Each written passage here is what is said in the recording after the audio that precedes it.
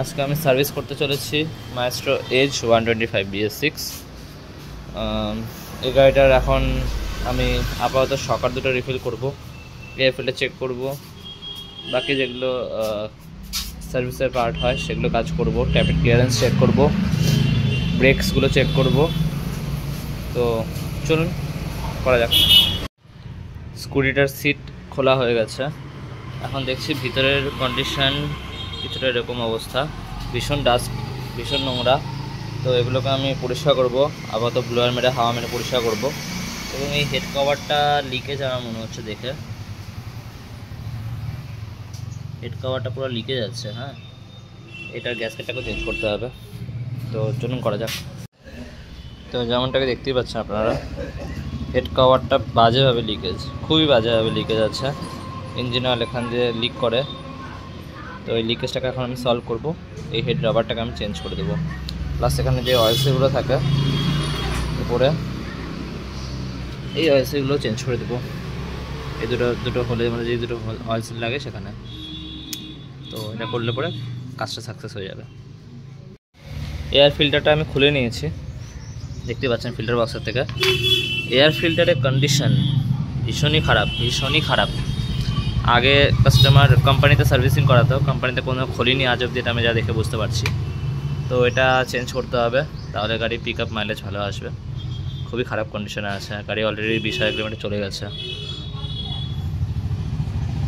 Change করে দেবো। তো এই সেই মাইস্ট্রো এজের থ্রটল বডি, এটাকে আমি প্রপারলি ভিতর থেকে ক্লিন করে নিয়েছি। ভিতরে প্রচুর পরিমাণে কার্বন ডিপোজিট হয়েছিল। বাটারফ্লাইয়ের জায়গা ক্লিন করে দিয়েছি, সেন্সারের ভিতরে আমি ক্লিন করে দিয়েছি। ভিডিও করতে পারিনি আমি এখন, তাই ক্লিন করার পরে ভিডিওটা করলাম।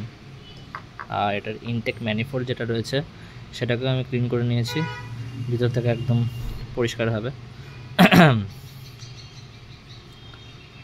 এখন গাড়ি আগের থেকে মাইলেজ এবং পিক আপ অনেক বেটার হয়ে যাবে। তো এটাকে ফিট করার পরে আপডেট দিচ্ছি। তো এখন স্কুটিটার আমি ক্লাচের ভ্যারিয়েটারটা খুললাম। ভ্যারিয়েটারের ভিতরে ভীষণ নোংরা, ভ্যারিয়েটারের রোলারগুলোর অবস্থা খুবই খারাপ। এগুলো সব আমি পরিষ্কার করে লাগাবো। ভিতরে ক্লাচের চেম্বারটা দেখো কী কন্ডিশন হয়েছে, এগুলো সব পরিষ্কার করতে হবে। পরিষ্কার করে লাগালে পরে গাড়িটা ভীষণ স্মুথ হয়ে যাবে, ভাইব্রেশনের প্রবলেম থাকবে না।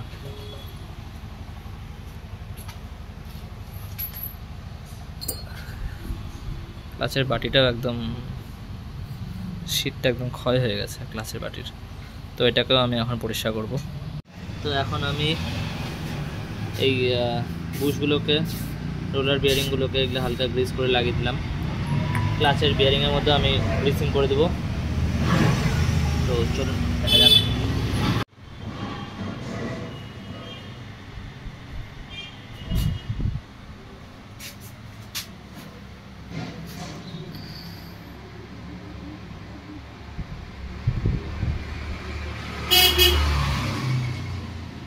গ্রিসগুলো একদম হালকা করে দিব, বেশি পরিমাণে দেবো না। বেশি পরিমাণে দিলে পরে কি হবে, গ্রিসগুলো ছড়াবে বেশি আর খুব নোংরা হবে। হালকা করে দেবো যাতে যাই না চলে। তো এটা ছিল আমার ফার্স্ট ভিডিও।